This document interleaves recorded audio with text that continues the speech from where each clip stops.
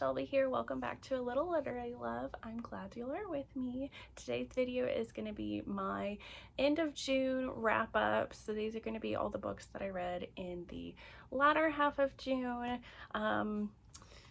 Read some good ones, read some kind of so-so ones, so we're just gonna hop right into it with all of the books that I read. So the first one is gonna be The Love Hypothesis, by Ali Hazelwood. This is a contemporary, like, rom-com romance. This is like everywhere. Everybody is reading this. It's very hyped up. Everybody is loving this one. This is these two people that work in academics. This is a graduate student, and she's like a assistant, like grad assistant, blah blah blah, and she runs into this professor who is kind of like a burly, nobody likes him, he's kind of a hard ass. She runs into him and she decides to kiss him because she is trying to show her friend that she is over her ex, whom her friend likes and wants to date, but because of like girl code kind of stuff, her friend doesn't want. So she's trying to prove to her friend that she's over her ex, and just decides to kiss the first person that she sees, who happens to be this professor. And so they decide to enter a fake dating kind of relationship so that, one, for her, she can prove to her friend that she's over this guy, see she's like dating somebody new, and then he benefits from this because the college that they're at is trying to withhold funding for his like research because they are afraid that he is going to be leaving. So if he proves that he's in like a committed relationship with somebody that is staying there, it can kind of prove to them that he's staying there so that he can get his funding. I gave this 3.5 stars. I thought this was okay.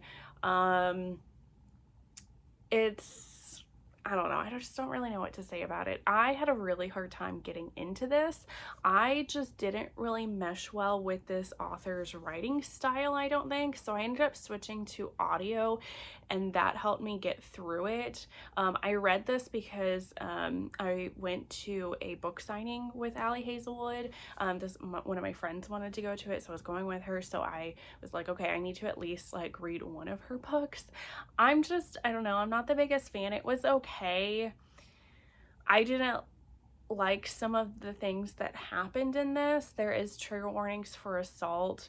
I don't know if it's just I'm not a big rom-com person, or just like I said, I just couldn't get on board with this author's writing style. So that doesn't mean that this book is necessarily bad, which is kind of why I gave it a 3.5 stars, because I didn't want to like knock it down because it's not a bad book. I think it's just, it didn't work for me, if that makes sense. Steam on this is going to be medium high, somewhere around there, because there is one or two scenes I think in here. So yeah, I'm not 100% sure. I don't think I will be reading too many other Ali Hazelwood books, just because I just don't think she's an author for me. Then I read Hang the Moon, which is the second book in the Written in the Stars trilogy, I think. She might write more in it, I'm not really sure, by Alexandria Bellefleur. This is another contemporary, maybe kind of rom-com, not necessarily, about Annie, who is one of the best friend of one of the characters from the first book of this series, Written in the Stars, and she is coming to Seattle to see her best friend, but her best friend is like out on vacation and runs into her best friend's brother, Brendan, who has had a crush on Annie since they were like little kids. And so they kind of meet, they get to talking, things are really going really well, and Brendan is like a die-hard romance fan. He loves love. He has created this dating app for people to try to find their love and their true match. It's called One True Pairing, and Annie is kind of like done with love. She doesn't want to date. She's done with all of it. And he sets out to prove to her that love is real. So he goes about trying to woo her and romance her, I guess. I gave this 3 stars. This was fine. I honestly was just really bored with most of this story. I really liked the first book of this series, and then this one was just kind of not as exciting as the first one. The steam on this is high. I don't know. It was just, like I said, boring for me. Then I read Flawless by Elsie Silver. This is the first book in her Chestnut Springs series. This is a small town romance. This is kind of like a cowboy romance. This has been everywhere too. I've been seeing everybody reading this, so I decided to try it. This is about Rhett, who is a cocky bull rider. And he is going through potentially his last round of, like, last season, I guess, of bull riding, and he's needing to try to save face because he was caught on camera saying some things that pissed off some of his sponsors, and they're trying to pull out, and so he's going to be losing money. So I think it's his agent, has decided that he needs a babysitter so that he doesn't say any other things or do anything else that's going to lose them all money. And that happens to be his daughter. So his daughter is going to be going everywhere with him. And of course they have a romance together. I give this 4 stars. I really enjoyed this. So I really liked that Rhett was that kind of like alpha male character, but he's also very gentlemanly, like opening doors, and he's very like sweet towards our heroine. And I'm trying to remember what her name is. Summer, maybe? I think that might have been her name. I also I think both of these characters were pretty like complex characters. So like Rhett, he is doing this bull riding, and he's like that cocky persona because he is trying to get attention, and that's why he's done everything in his life, was to get attention, because he has 3 brothers. He has a lot of siblings. And to try to like stand out and make his parents notice him, that's what he did. And then Summer, you realize she seems like a very strong character, but everything that she does, she realizes is to please like other people. So there's some things that come up with that. There are trigger warnings for death of a parent, which happens in the past, so it doesn't actually show that. And then there are some health issues that arise, like heart condition kind of health issues, so that puts a sting on things in here. Steam on this is very high. I did very much enjoy this. I do plan on reading more of the rest of the books in the series, or at least more in this series at some point. I just haven't gotten to it yet, but I did really like this one. Then I read Count Your Lucky Stars by Alexandria Bellefleur. This is the 3rd book in the Written in the Stars trilogy. This one we get back to, we have another sapphic romance, so this is another female romance. This is kind of a second chance romance as well. This is about Margot, who is friends with some of the main characters in the prior books, and she is starting to kind of feel like the 5th wheel of her friend group because everybody is finding love.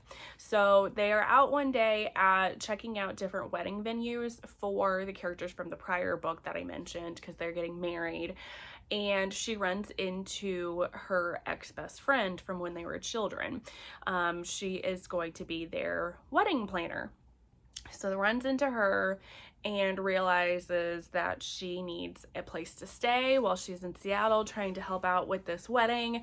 Margot doesn't have a roommate, offers it up for her, and while they were friends, and kind of how they broke up being friends is because they got together. They had, I think, sex together, and then it kind of like fizzled out. Something happened and they left each other, and they haven't spoken to each other since then. So while they're roommates and sort of trying to rekindle their friendship, they're also starting to rekindle their steam and love that they have for each other. I gave this 3.5 stars. I did like this a little bit better than the book prior to this.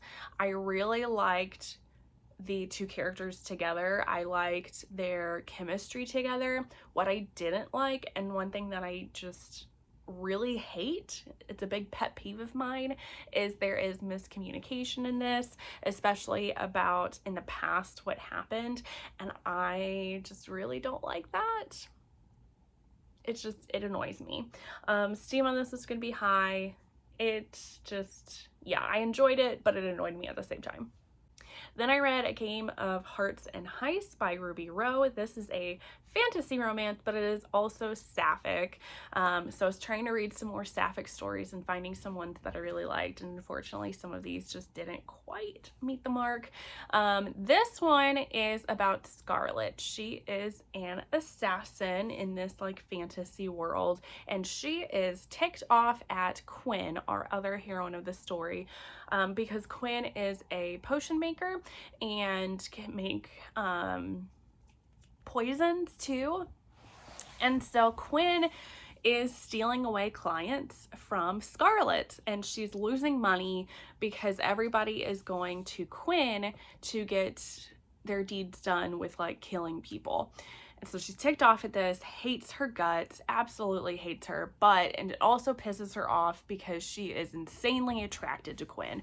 And every time they meet, they end up fucking and having sex together. And she hates that. Like, hates it. So it's like that trigger, like, either she wants to murder her or she wants to have sex with her. So she's trying to make up her mind of what she's going to do, if she's actually going to finally kill her and make her life easier, when the queen comes around and wants both of them to work together and put together a team to make this like heist happen. She wants them to steal this piece of a map that has like been stolen and has broken up their kingdom, and if they get this map it will save the kingdom or whatnot. I enjoyed this, but I did only give it 3.5 stars because on the one hand, the best part of this story was absolutely Scarlet and Quinn's relationship. Their banter, their chemistry was off the charts. Absolutely loved that part of the book. If some of the other things had gone a little bit better, I think I would have given this a higher rating. My problem with this story was I think all of the side characters were very flat and forgettable and could have been out of the story and it would have been the same. Like they didn't really add anything to the story. The other thing that I felt was lacking was the world building. This is like a fantasy kind of world, and I really didn't understand the world at all. For a while, I thought this was more like a fantasy world, like more past tense, but then it kept bringing up stuff that was more like modern, so I was very confused. I thought that could have used a little bit more description in regards to the world, a little bit better description in regards to like the magic system of the world, because like getting this map apparently would magically help this like big divide that had happened in the world, and I didn't quite understand that as well. So I wish there had been a little bit more devoted towards that of the story. Otherwise, the two characters was great. Like if you're more of a character reader and you don't really care about the rest of the background, like the world and any of the rest of that stuff, then you might really enjoy this book. But I needed a little bit more from it. Then I read Game Changer by Reid. This is a male-male romance. This is between Scott. He is a pro hockey player and he ends up going to this like juice bar place and runs into Kip, who is a barista there, and they have this like little like meet cute there, and they really like each other, and they just decide to start dating. But Scott is still kind of in the closet with being gay because he is a professional hockey player. There aren't really any gay players in hockey, or at least if there are, nobody is openly gay. There is a lot of homophobic slang that is used in like the locker room and like playing hockey, so he is afraid to make their relationship open, so they engage in like a secret relationship, and there are some problems that arise with that. I gave this 4 stars. This was honestly just, there wasn't a ton of like problematic things in this except for like keeping the relationship a secret, but that like it does pan out, excuse me. Otherwise, this is just like a really cute and sweet romance. It was very steamy. Both of these characters were complete cinnamon rolls, and I love both of them. I really enjoyed this. It was just a very cute story. The last book that I read for the last half of June is going to be Pucking Around by Emily Rath. I finished this just in the nick of time to finish out June. This is about Rachel. She has landed a job, basically her dream job, as a doctor, physical therapist, with the Jacksonville Rays, which is a new hockey team that has started up. And while she works there, she ends up running into a past flame. So I did read, there is a prequel novella regarding Rachel and Josh something, I don't remember his name, but she had a one-night stand with this guy, and she's been continuing to think about it and how great their chemistry was, and she runs into him here, and he happens to be a hockey player for this team, and so they're gonna rekindle their sparks from that one night. So I did read that in a prior wrap-up, but she also starts to have like feelings for his best friend, who is an equipment manager, I believe, for the team. And then she also starts to have relations with the goalie of the team. So this is a reverse harem polyamorous type romance. And then there are some male scenes in this as well, because the Josh, whatever character, and his best friend realize that they have more than just friend feelings for each other. So they kind of do some things together too. I gave this 5 stars. I loved this book so much. I didn't think I was gonna love it as much as I did, but it just made me so happy reading this. I loved the growth of everybody's relationship together. I liked that there was talks about what it looked like, what a polyamorous relationship looked like, what their expectations were for it, what their limits were. I loved all those conversations. This is a chunker of a book. This is like 700 pages, which is kind of why I was hesitant to read this at first. I kept putting it off, but it really did not feel like 700 pages. It blew by. It was very easy to get into, and I was very quickly addicted to this book. And then, like I said, just the feeling that I got at the end of this, it just made me so happy, which is why I ended up giving it 5 stars, because I'm gonna keep that like forever in my heart. I really love this one. I do plan on reading, she made this like a bunch of like epilogue short stories for this book, so I do plan on reading those. And then there's also going to be a sequel to this at some point.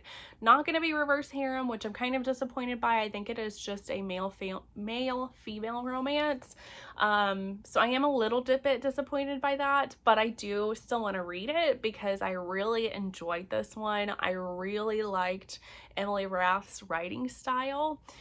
So I do want to read more of her stuff too, because she's made some other reverse harem stories that are more like historical romance, and I'm very intrigued by that. So I need to try more of her stuff out, because I just was blown away by this book and this author. So that is going to be the end for this wrap up. Those are all the books that I read in the latter half of June. Please leave a thumbs up if you like this video.